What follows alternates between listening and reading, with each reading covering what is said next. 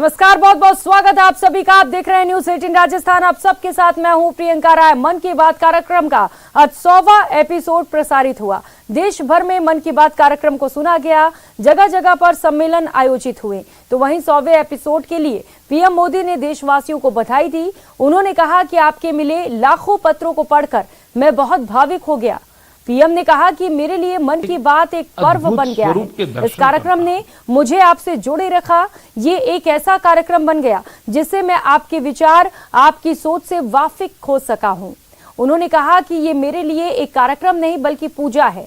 PM Modi ने कहा, मैं इस कार्यक्रम की रिकॉर्डिंग के वक्त कई बार इस कदर भावुक हुआ कि इसको दोबारा रिकॉर्ड करना पड़ा है। मेरे लिए ये सफर बेहद खास और महत्वपूर्ण है।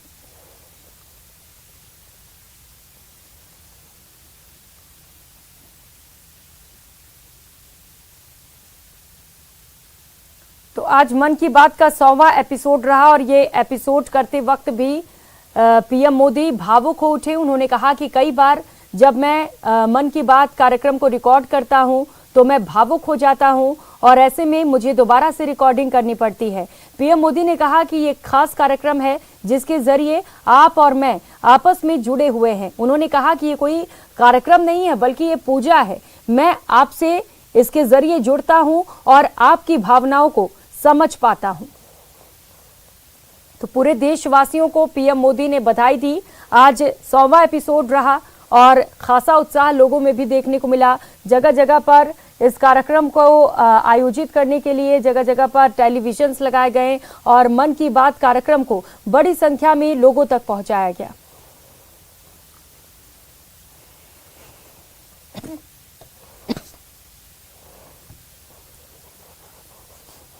संवाद की दुनिया में अपने आप को जन्म और जन संवाद का कार्यक्रम करना और लोगों के साथ भावनात्मक रूप से जुड़ जाना, यह काम वही व्यक्ति कर सकता है जिसका मन बड़ा होगा। छोटे मन का व्यक्ति इस प्रकार से जन सामान्य से जन संवाद के माध्यम से नहीं जुड़ सकता। हमारे यहाँ भी कहा भी गया है कि मंदिर में जाकर पूजा करना, मस्जिद में जाकर इबादत करना अथवा सिजदा करना, यही अध्यात्म नहीं है बल्कि एलिवेशन ऑफ मन, मन का बड़ा होना, मन का उन्मत्त होना, यही अपने में अध्यात्म है।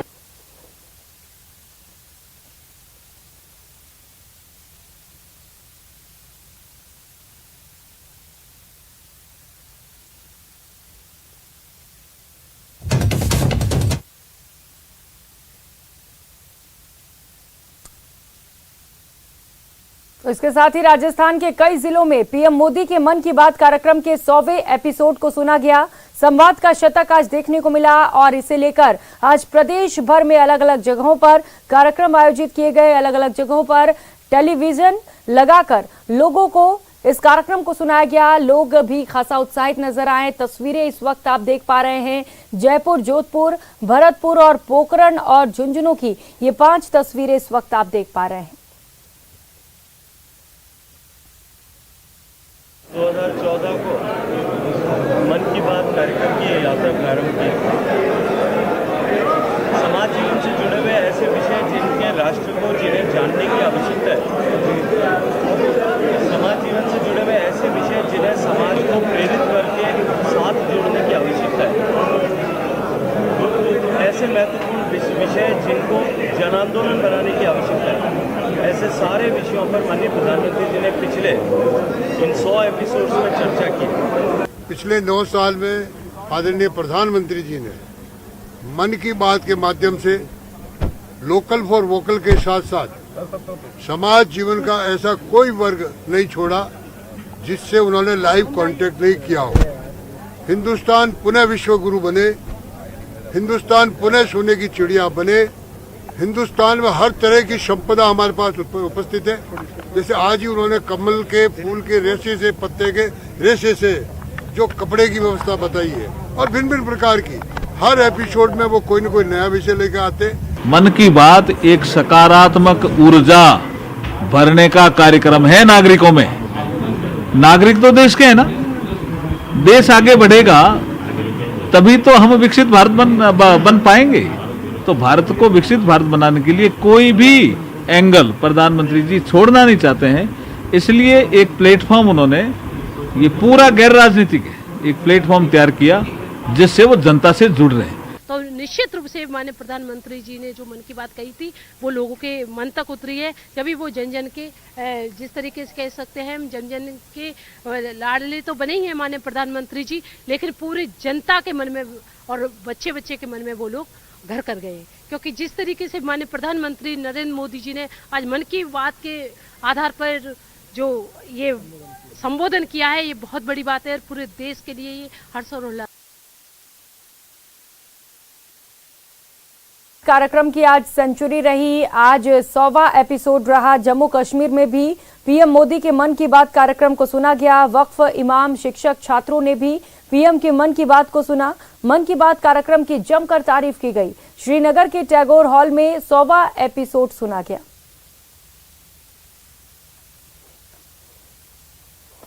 Tiki Memorial Higher Secondary School.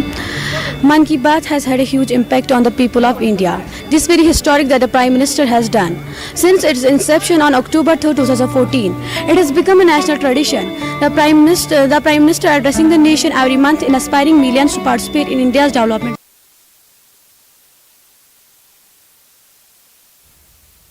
तो वहीं प्रधानमंत्री नरेंद्र मोदी के मन की बात ने आज 100 एपिसोड के ऐतिहासिक पड़ाव को छू लिया। बीजेपी के राष्ट्रीय प्रवक्ता और जयपुर ग्रामीण सांसद राज्यवर्धन सिंह राठौर ने आज जयपुर में एक प्राइवेट यूनिवर्सिटी में छात्रों, युवाओं और आमजन के साथ मन की बात के 100वें एपिसोड को सुना।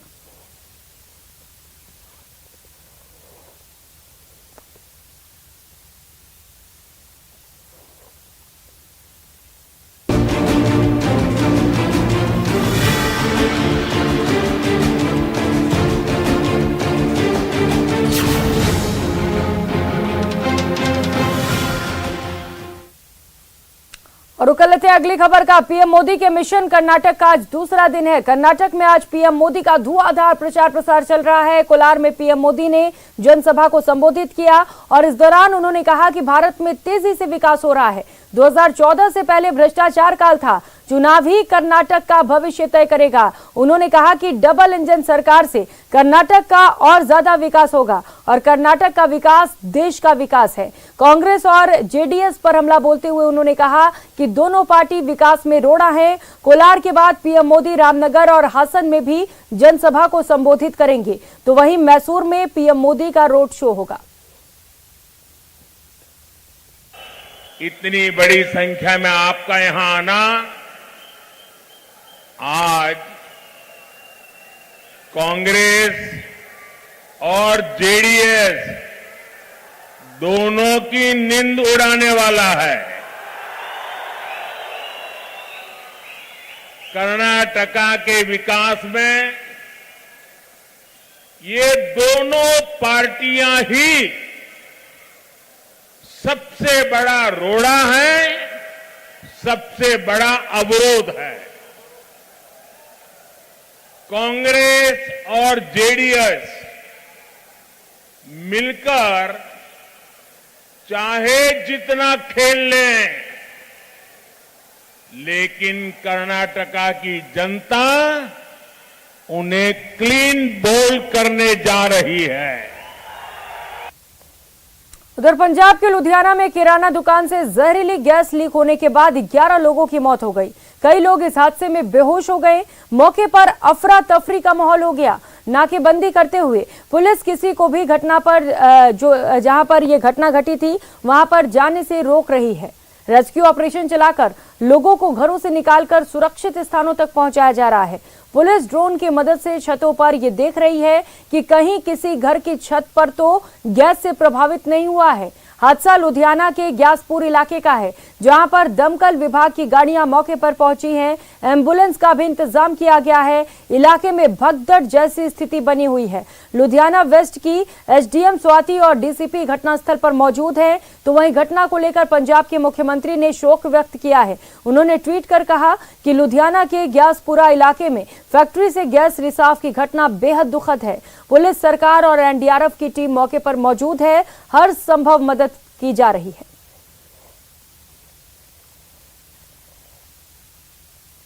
अब तक यहाँ हमारे 11 डेथ्स हैं, 11 डेथ्स हैं कंफर्म्ड हुई हैं। तो एनडीआरएफ की टीम्स आ गई हैं और दूसरी टीम भी वो पहुंचने वाली हैं, वो बठिंडा से चली हुई हैं। तो मेन इसमें जो चेक अभी जो कर रहे हैं काम वो है अभी गैस, जैसे जो अभी शंका जार कर रहे हैं लोग, किसी ने कोई केमिकल वगैरह ऐसे जैसे डिस्पोज ऑफ करते हैं, इंडस्ट्रियल वेस्ट करते हैं, वो इनिशियल अभी तक बताया, पूरी तो तफ्तीश के बाद बताया जाएगा। अभी कंफर्म नहीं है, लेकिन ये 3-4 घर आप देख रही हैं, ये इफेक्ट हुए हैं, वो एम्बुलेंस में ले गए हैं। द थिंग इज कि I am not in a place कि I will tell what is that is, but let the doctors confirm and then we will tell you. Nothing is confirmed as of now. Samples ਅਸੀਂ ਮੈਨਹੋਲਸ ਤੋਂ ਔਰ ਬਾਕੀ ਆਲੇ ਦੁਆਲੇ ਦੇ areas ਦੇ ਵਿੱਚ ਜੇਕਰ ਕੋਈ ਸਸਪੀਸ਼ੀਅਸ ਆਬਜੈਕਟ ਜਾਂ ਕੁਝ ਵੀ ਦਿਖਦਾ ਹੈਗਾ ਸਾਰੇ ਸੀਵਰੇਜ में से हुआ है, कोई पाइपलाइन फटी है? So no, there is nothing that is reflective कि पाइपलाइन फटी है। as of now ਇਸ ਤਰ੍ਹਾਂ ਦੀ ਕੋਈ ਗੱਲ ਨਹੀਂ ਆਈ ਹੈ। ਆਲੇ ਦੁਆਲੇ CCTV ਕੈਮਰੇ ਲੱਗੇ ਹੋਏ ਆ, ਪੁਲਿਸ ਉਹਨਾਂ ਦੀ ਜਿਹੜੀ ਹੈਗੀ ਹੈ ਫੁਟੇਜ ਕੱਢ ਰਹੀ ਹੈਗੀ ਹੈ। उधर दिल्ली के जंतर मंतर पर देश के कई शीर्ष पहलवानों का धरना प्रदर्शन 8वें दिन भी जारी है। खिलाड़ी जनवरी के बाद दूसरी बार धरने पर हैं। बजरंग पूनिया और साक्षी मलिक जैसे ओलंपिक पदक विजेता पहलवान इस प्रदर्शन की अगुवाई कर रहे हैं। पहलवानों ने कुश्ती संघ के अध्यक्ष बृजभूषण सिंह पर यौन शोषण के आरोप लगाए हैं। उनकी शिकायत पर दिल्ली पुलिस FIR दर्ज कर चुकी है। पहलवान बृजभूषण सिंह की गिरफ्तारी पर अड़े हुए हैं। ओलंपिक पदक विजेता पहलवान और पहलवानों के यौन उत्पीड़न के आरोपों की जांच करने वाली समिति के सदस्य योगेश्वर दत्त ने इस मामले पर बयान दिया है। उन्होंने कहा कि पुलिस तभी कार्रवाई करेगी जब आप उन्हें इसकी सूचना देंगे। अगर कोई घर पर बैठता है तो वो ऐसा नहीं करेगी। पहलवानों को 3 महीने पहले ऐसा करना चाहिए था। मैंने पहले भी कहा था, अगर वे कार्रवाई चाहते हैं तो उन्हें इसकी सूचना पुलिस को देनी चाहिए। वहीं भीम आर्मी चीफ भी पहलवानों के समर्थन में धरना स्थल पर पहुंचे।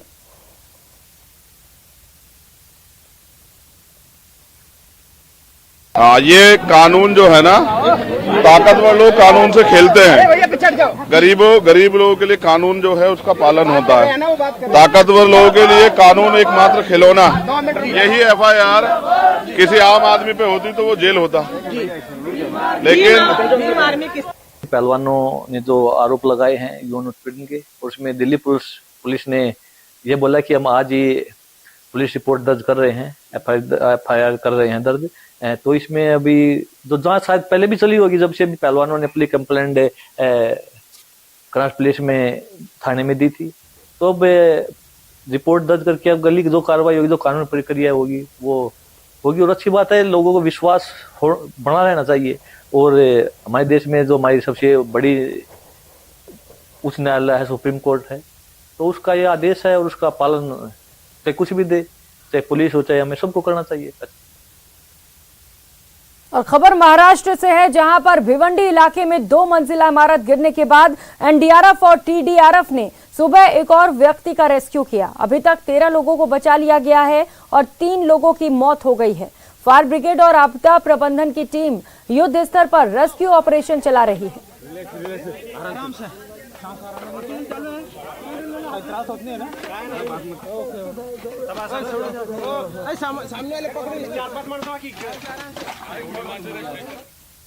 और उकलते इस बीच मिल रही बड़ी खबर का जयपुर से बड़ी खबर है, जहां पर पैंथर से लोग दहशत में हैं। जयपुर आगरा रोड पर पैंथर का मूवमेंट देखा गया। कैम्बी गोल्फ क्लब में फिर से पैंथर का मूवमेंट देखा गया है। आज सुबह तकरीबन 8:20 पर एक बार फिर से पैंथर नजर आया है। वन विभाग ने मौके पर पिंजरा लगाया है और 2 फॉरेस्ट गार्ड की भी तैनाती कर दी गई है। कैम्बी गोल्फ क्लब के आसपास ये पूरा रिहायशी इलाका बताया जा रहा है। तस्वीर आप देख सकते हैं, जहां पर बार बार पैंथर को कैमरे में रिकॉर्ड किया जा रहा है और इसके चलते लोग दहशत में हैं, क्योंकि रिहायशी इलाका बताया जा रहा है और बड़ी संख्या में लोग यहां पर रहते हैं।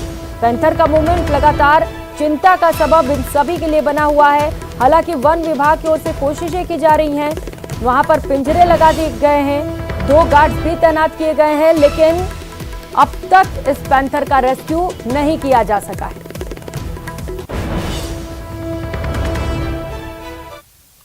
और उदयपुर के सलम्बर कस्बे में कब्रिस्तान परिसर में पैंथर और उसके परिवार को पकड़ने में वन विभाग को आखिरकार बड़ी सफलता हाथ लग गई। देर रात पूरा पैंथर का परिवार पिंजरे में कैद हो गया। सलुम्बर में वन विभाग कार्यालय, पंचायत समिति, पुलिस थाना, कब्रिस्तान परिसर में काफी समय से पैंथर का मूवमेंट दिखाई दे रहा था। इसे लेकर वन विभाग की टीम ने अपनी कड़ी नजर बनाए रखी थी और जगह जगह पर पिंजरे भी लगाए रखे थे। शुक्रवार को कब्रिस्तान के पास लगे पिंजरे में 8 माह का पैंथर शावक कैद हुआ। शुक्रवार देर रात को वन विभाग की टीम ने पुनः कब्रिस्तान के पास पैंथर के शावक को पिंजरे में रखा और अन्य पिंजरे पास में रखे। पैंथर की मूवमेंट से 2 अन्य पैंथर भी पिंजरे में आ गए। एक बड़ी सफलता मिली है वन विभाग की टीम को।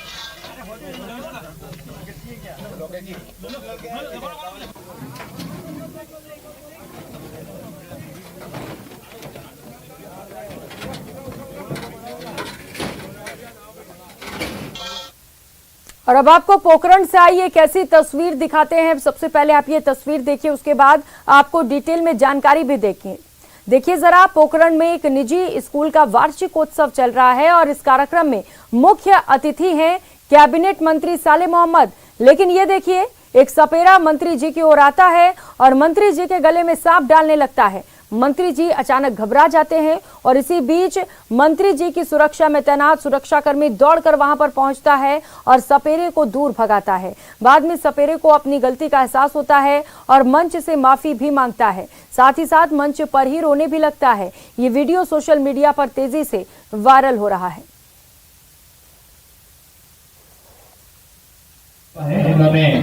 आज मैं आपका गजेंद्र सूतली और मैं छोटा सा कलाकार हूँ और मुझे ये जो डांस वांस की ये कला है, ये जो भी है, लेकिन मेरा आज का प्रोग्राम था और मैं आज मंत्री के पास में चले गया, मंत्री साहब के पास में, और उनके प्रोटोकॉल उनको मुझे पता नहीं था साहब, और उनसे मैं हाथ जोड़ के निवेदन कर रहा हूँ। और उनके वो प्रोटोकॉल साहब वो बोलते ही मैं नीचे आ गया साहब तुरंत, और उनके बाद उनके हाथ जोड़ के निवेदन मुझे माफ़ करें। और खबरों में आगे बढ़ेंगे। त्रिशूर पूरम उत्सव का आगाज हो चला है। केरल में ये त्योहार मनाया जाता है। 36 घंटे तक ये उत्सव चलता रहता है। सभी पूर्वों की मां त्रिशूर पूरम है, जिन्हें लेकर आज का दिन बेहद खास है। त्योहार में जानवरों को भी शामिल किया जाता है। तो केरल में 36 घंटे तक ये उत्सव चलता है, जिसकी शुरुआत कर दी गई है।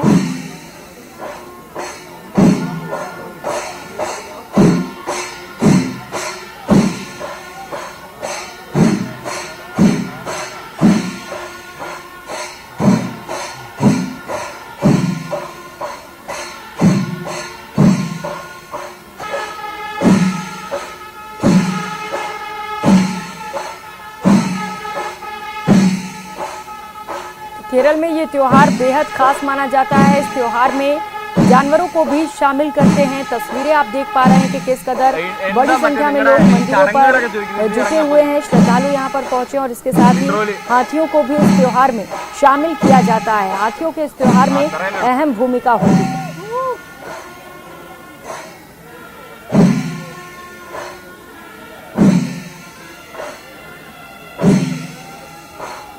तो 3 अलग-अलग तस्वीरें आप देख पा रहे हैं कि केरल में किस कदर इस त्योहार को लेकर खासा उत्साह बना हुआ है और 36 घंटे तक ये उत्सव चलने वाला है। बड़ी संख्या में जो श्रद्धालु हैं वो मंदिरों में पहुंच रहे हैं। बेहद खास ये पर्व केरल के लिए, और ये एक ऐसा पर्व है जिसमें जानवरों को शामिल किया जाता है और हाथियों की भूमिका इस त्योहार में, इस उत्सव में बेहद खास मानी जाती है।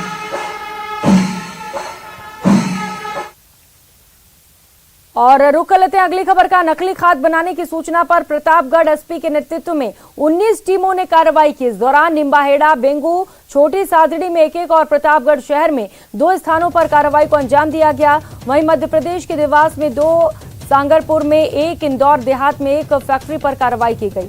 इस दौरान मौके से खाद से भरा 1 बैग जांच के लिए लिया गया। प्रतापगढ़ एसपी अमित कुमार ने बताया कि पुलिस की डीएसटी को कई दिनों से एमपी और राजस्थान में नकली खाद बनाने की सूचना मिल रही थी। इस पर 19 टीमें बनाकर कार्रवाई को अंजाम दिया गया। इसमें कई थानों में मामला भी दर्ज किया गया और इस दौरान 3 लोगों को डिटेन किया गया। खबर झुंझुनू से है। सुल्ताना पुलिस ने हरी लकड़ियों से भरे हुए ट्रक को पकड़ लिया है। एसआई को मुखबिर के जरिए सूचना मिली कि सुल्ताना बाईपास से होकर एक ट्रक हरियाणा की ओर जाएगा। जिसमें हरी लकड़ियां भरी हुई हैं। सूचना पर सुल्ताना पुलिस ने चिड़ावा मार्ग पर एक ट्रक को रुकवाकर उससे चेक किया तो उसमें हरी लकड़ियां भरी हुई मिली। पुलिस ने वन विभाग की टीम को इसकी सूचना दी। सूचना के बाद वनपाल मौके पर पहुंचे और ट्रक को वन अधिनियम के तहत जब्त कर ट्रक ड्राइवर से पूछताछ की। पूछताछ में ट्रक ड्राइवर ने बताया कि वो लकड़ियां सीकर से हरियाणा लेकर जा रहा था। वनपाल ने बताया कि आगे भी वन विभाग की टीम लगातार कार्रवाई करती रहेगी।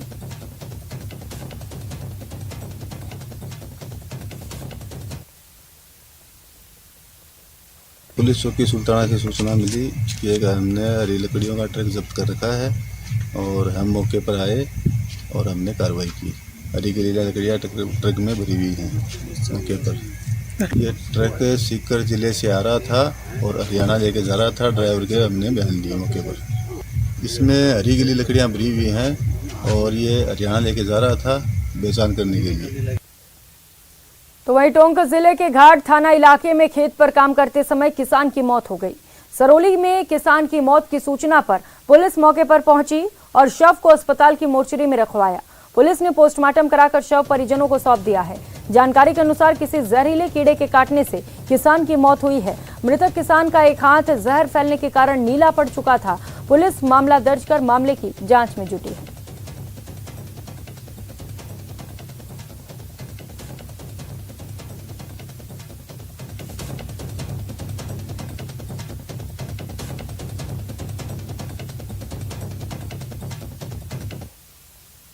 और कर लेते हैं बड़ी खबर का। नागौर से इस वक्त की बड़ी खबर सामने आ रही है। नागौर जिले में ओलावृष्टि हुई है। कई गांव में ओले गिरे हैं।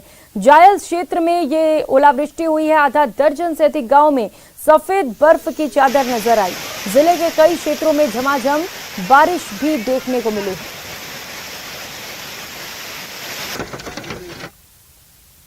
और कर लेते हैं एक और बड़ी खबर का। जैसलमेर से बड़ी खबर है। स्वर्ण नगरी में जोरदार बारिश हुई है। जैसलमेर शहर में जमकर बदरा बरसे। शहर की गलियों में पानी इकट्ठा हो गया। शहर के निचले हिस्सों में जल जमाव भी हुआ है। तेज हवाओं ने ठंड का भी एहसास कराया। मौसम विभाग ने इसे लेकर अलर्ट भी जारी किया था।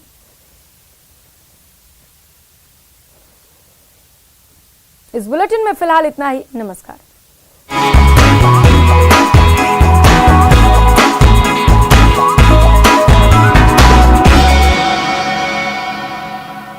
हेडलाइंस प्रेजेंटेड बाय पेट सफा आयुर्वेदिक चूर्ण।